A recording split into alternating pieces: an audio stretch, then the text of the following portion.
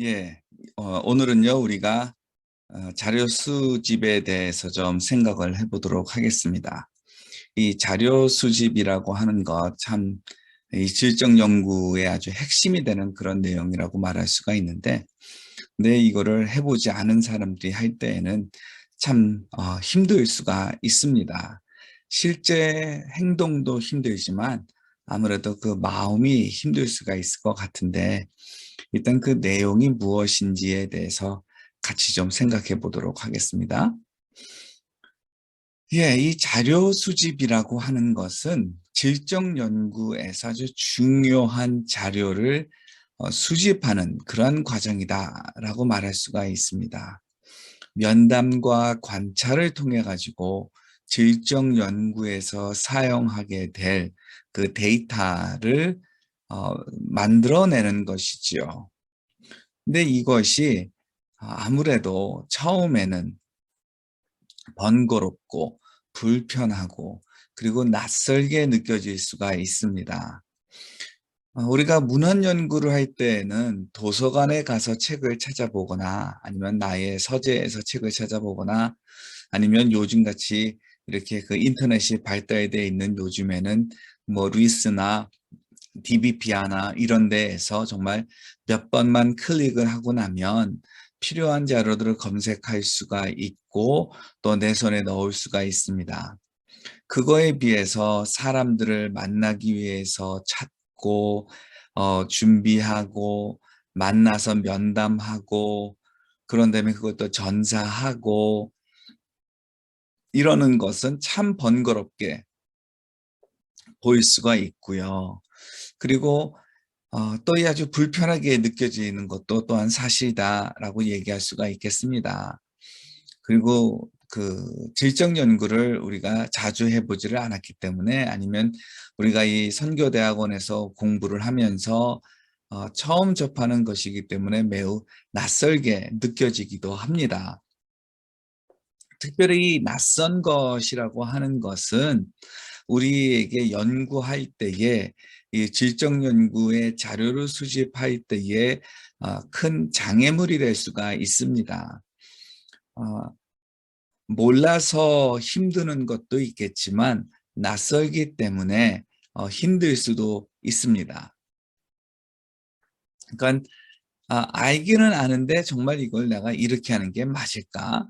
이게 이런 뜻일까? 저런 뜻일까라고 하는 어떤 그 낯설음이라고 하는 것, 익숙하지 않음이라고 하는 것, 이런 것들이 연구할 때에 어려움이 될 수가 있습니다. 그런데요, 장점도 꽤 많습니다. 먼저 이 양적 연구에 비해서 매우 저렴하다라고 하는 것입니다. 양적 연구를 한다라고 하면 일단 컴퓨터 소프트웨어를 사용을 해야 되고요. 그리고 최소한 수백 명을 대상으로 해가지고 이 설문조사를 해야 됩니다.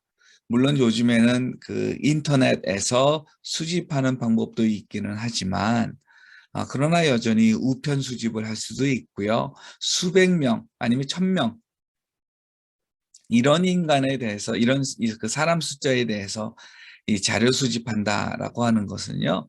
시간도 시간 걸릴 뿐만 아니라 금전적으로도 엄청난 그 비용 발생이 하게 됩니다.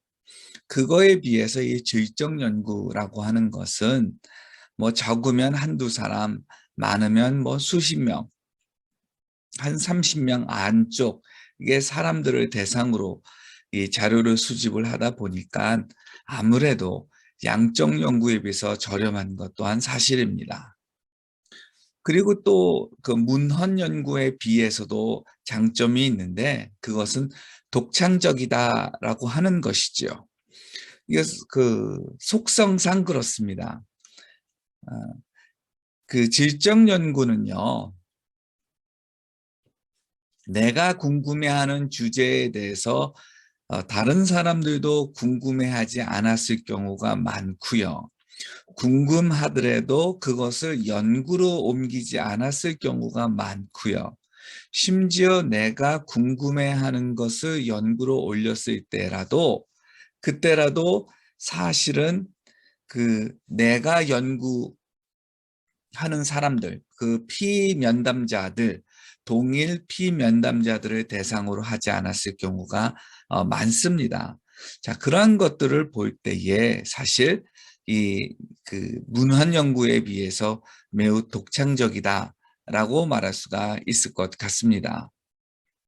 사실 이 질적 연구에서 이 면담이라고 하는 것은 참 그 독창적 연구를 하는 데 있어서 매우 그 열쇠가 되는 것인데요. 자, 그러면 면담에 대해서 우리가 같이 좀 생각을 해보도록 하겠습니다. 면담에 대해서 다룰 내용들이 사실 많습니다. 그래서 두 번째 동영상에까지 이어져 가지고 우리가 언급을 하게 될 텐데요. 자, 우리가 왜 면담을 할까요? 우리가 왜 면담을 하는가라고 했을 때는 사실 연구라고 하는 것은 우리가 모르는 것에 대한 탐구라고 얘기해도 과언이 아닐 것 같습니다. 문헌 연구가 됐든 양적 연구가 됐든 질적 연구가 됐든 모르는 것에 대한 탐구라고 하는 것이고, 물론 그 안에서 이 모르는 것에 대한 탐구 내지는 직접 탐구 범위 안에서 문헌 연구의 질문과 양적 연구의 질문과 질적 연구의 질문이 좀 다를 수 있기는 합니다.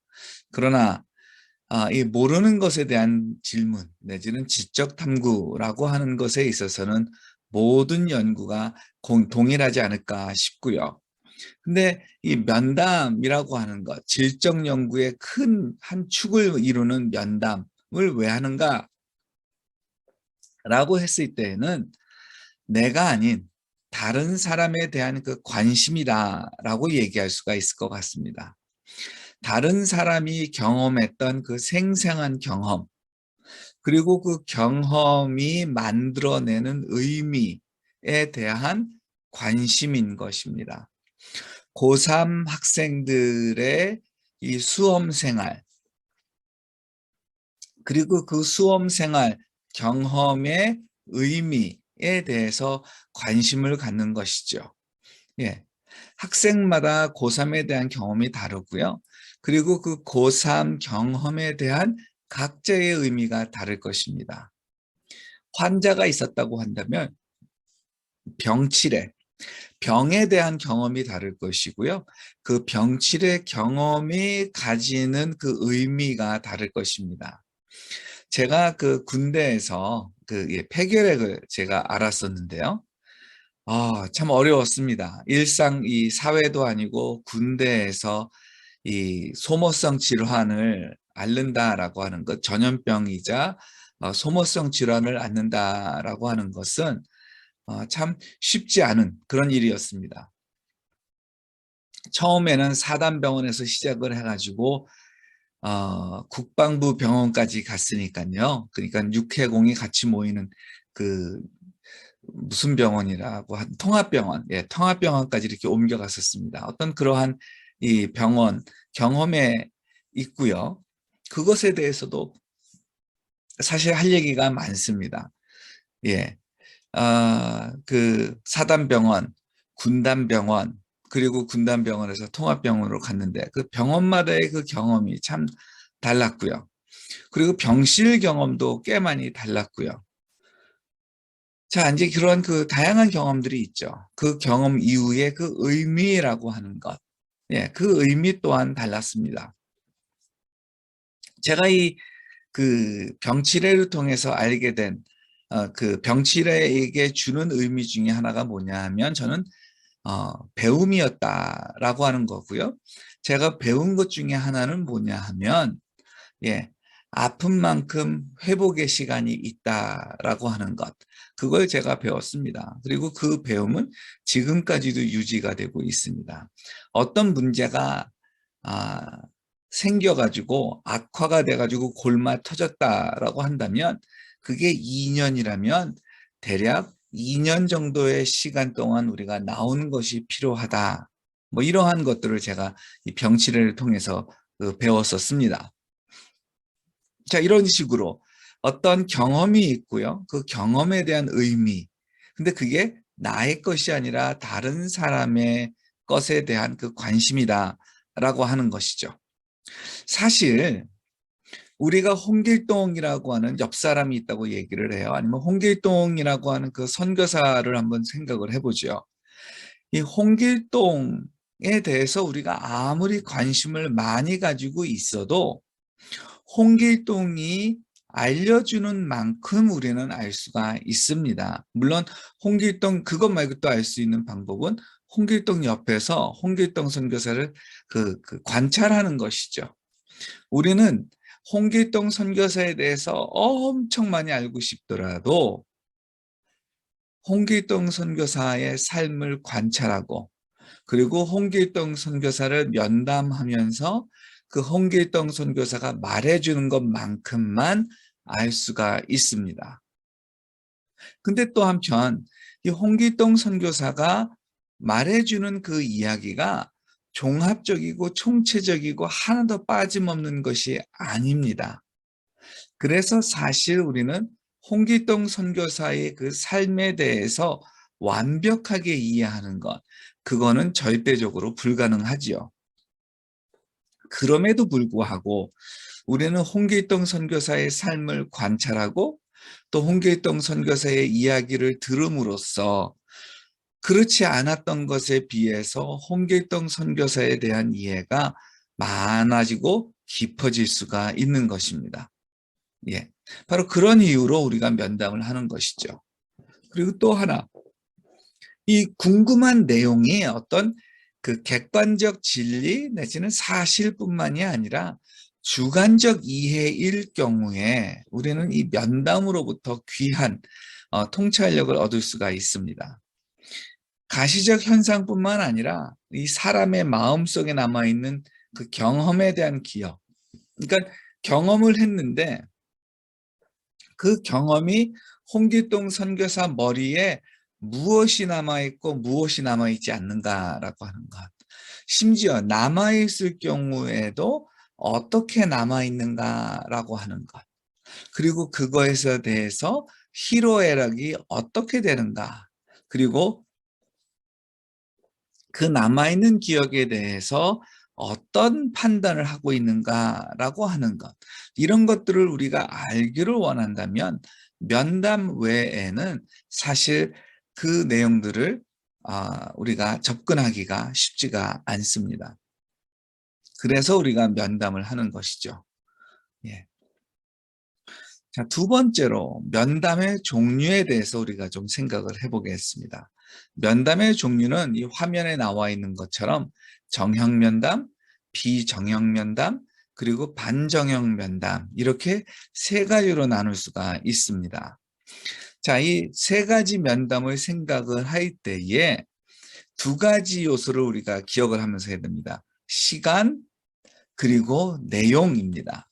정형 면담, 시간이 짧게 걸리고요. 그렇지만 면담의 내용은 매우 한정적입니다. 사전에 일정한 수, 10개면 10개, 15개면 15개, 25개면 25개 정도의 구체적인 질문을, 질문 목록을 만들어서 준비하는 것이고요. 그리고 그것들에 대해 피면담자들에게 묻고 대답을 들으면서 기록을 하는 것입니다. 서베이라고 하는, 그 질문지를 만들어 가지고 사용할 수도 있습니다. 자, 이러한 그 정형 면담은 기초적이고 그리고 일반적인 양적 자료를 수집할 때 매우 적합하죠. 예를 들어서 가구당 가족의 수, 연령, 경제 활동 등 일종의 그 인구 조사를 한다라고 했을 때 유효하다라고 할 수가 있고요. 또 그 가계도 그룹의 구성원들의 관계 이런 것들을 파악할 때에도 도움이 된다라고 말할 수가 있겠습니다. 자, 비정형 면담은요, 정형 면담의 반대입니다. 그러니까 시간이 엄청 많이 걸리고요. 내용도 엄청 많이 풍성하고요. 그래서 정리할 것도 참 많겠죠. 이거는 민속 기술지에 해당되는 그러한 면담이라고 말할 수가 있겠습니다. 피면담자는 그냥 자유롭게 자기가 말하고 싶은 대로 아주 자세하게 대답할 수 있는 그러한 개방형 질문들을 가지고 있습니다. 연구자는 이 면담의 계획, 목표는 구체적으로 가지고 있어요. 그러나 피면담자가 무슨 말을 어떻게 하는지, 그런 것들에 대해서는 최소한의 통제를 하고 있죠. 질문은 처음에 일반적 수준에서 문화의 여러 영역들에 대해서 묻게 되고요. 그런 다음에 이제 피면담자가 대답하는 것들을 그냥 고스란히 다 듣는 거죠. 이런 말 저런 말 하든지 그냥 다 듣고요. 또 질문할 거 있으면 또 물어보고요. 또 물어보고요. 계속해서 그렇게 하게 되는 것입니다. 대부분의 이 문화적 자료요. 그러니까 문화인류학적 자료는 이 비정형 면담을 통해서 수집을 하게 되는 것이고요. 그리고 연구할 때에 충분히 시간이 있을 때 가능한 것이다 라고 말할 수가 있겠습니다. 그리고 세 번째, 반정형 면담인데 이거는 정형 면담과 비정형 면담의 양쪽의 장점들을 일부씩 수용하는 것이다 라고 말할 수도 있고요. 아니면 양쪽의 단점들을 다 수용하는 것이다. 그렇게도 말할 수가 있을 것 같아요. 그러니까 피면담자와 만나는 횟수가 아무래도 한정적이고 또 같이 보낼 수 있는 시간도 한정적일 때 사용할 수 있는 거고요. 자, 이 반정형 면담에서는 일단 몇 개의 질문들을 가지고 있습니다. 몇 개의 질문들이 있고 그리고 어떤 내용들을 다루고자 한다. 어떤 그러한 계획들은 가지고 있습니다. 그러나 정형 면담처럼 딱 짜여진 어떤 그런 질문의 개수를 가지고 있는 것은 아니고요. 질문을 하다가 모르는 거 있으면 또 캠으로 들어갈 수도 있고요. 그런 것입니다. 그러니까 정형 면담의 일반적인 내용들을 하다가 모르는 내용들이 나올 경우에는 비정형처럼 막 캐고 들어가면서 물어볼 수도 있다라고 하는 것이죠.